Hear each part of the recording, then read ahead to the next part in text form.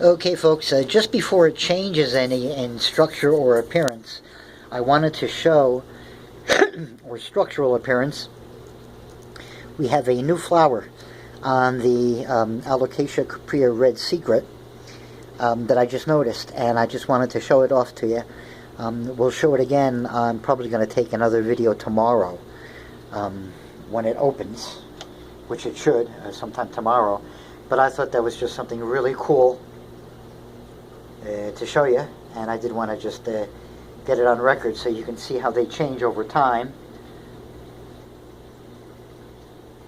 This is one thing I shouldn't forget to do tomorrow, although you never know. But there we go. It's a really, this Alocasia is doing really well in general. It's had its mild downs, but it's been mostly up. And this isn't the first time it's flowering for me. I've had a couple flowers on both of them already. I think this is the third round of flower that I'm getting from this guy. And this is the stem cutting I took from the other Alocasia. It was a double stem, and this was the side stem. The other one was the original stem. But they were both, it had developed into a two-stem at a pretty early age. You could tell, or it was just that this one had enough time to really develop well by the time I had purchased it, because they were pretty much even size.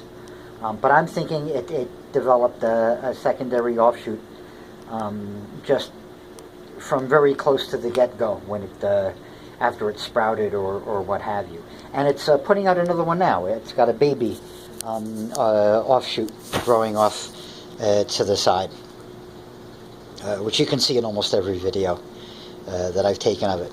But today, right now, I just wanted to focus and do a nice short video on that new inflorescence that's showing up. I want to try to see if I can't get it against its own dark background there. There you go. That's a cool looking thing, ain't it? These plants are just so primitive and alien looking. I love them. And I think that is what attracts them for most people, what attracts them to them.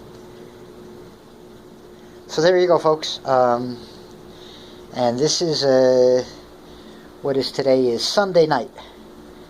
Yeah, this is Sunday, probably close to, getting close to 7 in the evening. I know it's after 6, and the lights go off at 7.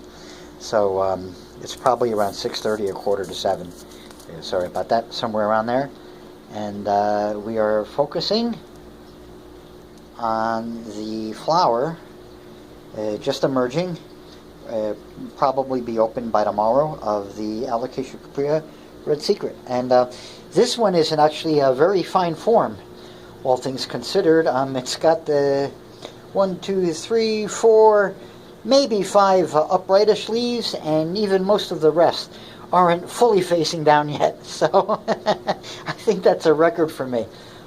It does look quite good, and it was very heavily watered about 3 or 4 days ago to get some bonide worked in, because as you can see, it tends to just sit on top of the sphagnum, which is always damp here. But what I did was basically, instead of adding water to its own little mini system, I took water from the bottom saucer and just re-squirted it back up onto the bonide until some of the bonide was able to get down into the sphagnum with the water currents. I know that there is a large root mass woven throughout this sphagnum. There's a really fine mesh rooting system. The roots of this plant are really small and fine, and I can't peel that sphagnum off anymore.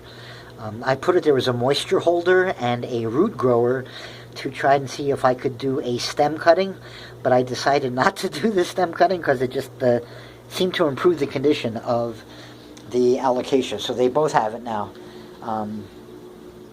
And in the outer pot, there is a 2-inch layer of leca. It's about 1.5 inches of leca, and then about a 1/2 to 1 inch of horticultural pumice, just to flatten out, make the surface of the top layer of media in that bottom pot straighter and more level, and easier to level something on than those round leca balls, so that I wouldn't have too difficult of a time trying to keep this pot reasonably level when I set it in.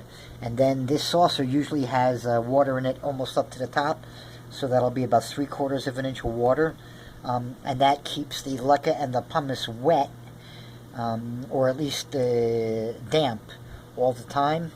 And what happens is these alocasias, basically anything I have in a double pot, within weeks they had sent roots already down through.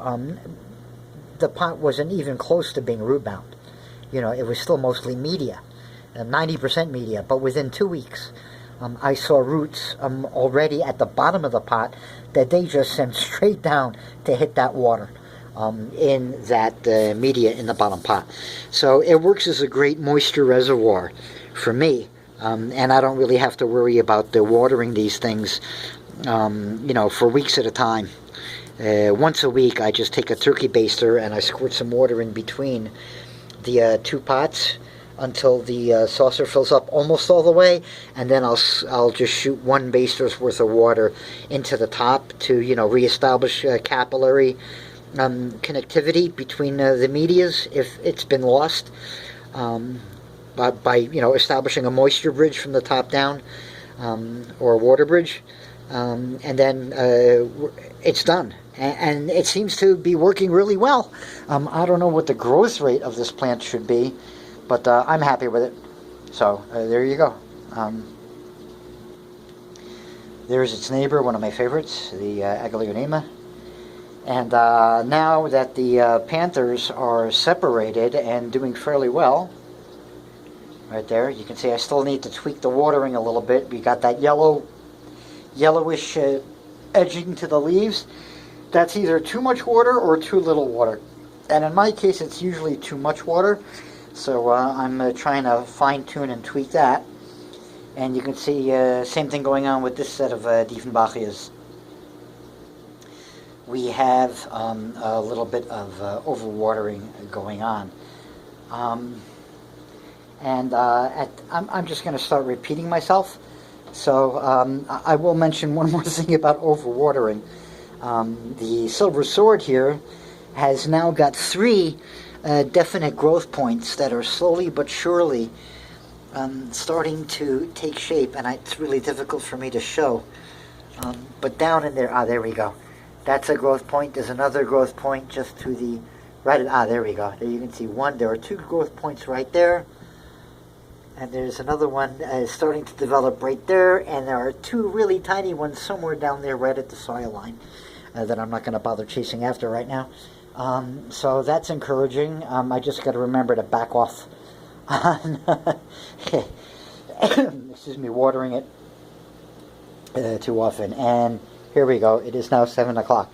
So we will close back on the Alocasia cuprea, and good night. There we go. The camera readjusted itself. I really like this plant. It is colorful, attractive. It doesn't seem to be that difficult for a novice Alocasia hobbyist.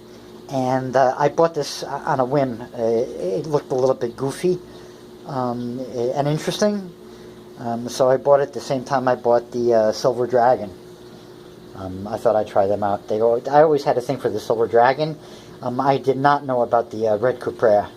I actually thought it was the regular gray, silvery-ish cuprea when I first saw it. And this was actually mislabeled as another type of Alocasia. I forget what the name was. But it was supposed to have pink stems and a green leaf. And the name had something to do with the fact that it had the pink stems. But it was mislabeled in any case. Then I found out the front of the leaf is unmistakably the cuprea, and the back of the leaf is unmistakably the red secret. And I'm happy. It's got a little bit of that look of the regular quote-unquote cuprea. you know, look at that face right there. That ribbing is just, I love that. It's the same idea as the, you know, the beginda, but this is more of just the texture of the ribbing as opposed to a contrast in color. And it's still a knockout plant. And we'll see tomorrow. I'll do a short video. I always say they're short at the beginning, don't I? But we'll do a video of showing how this that flower will progress.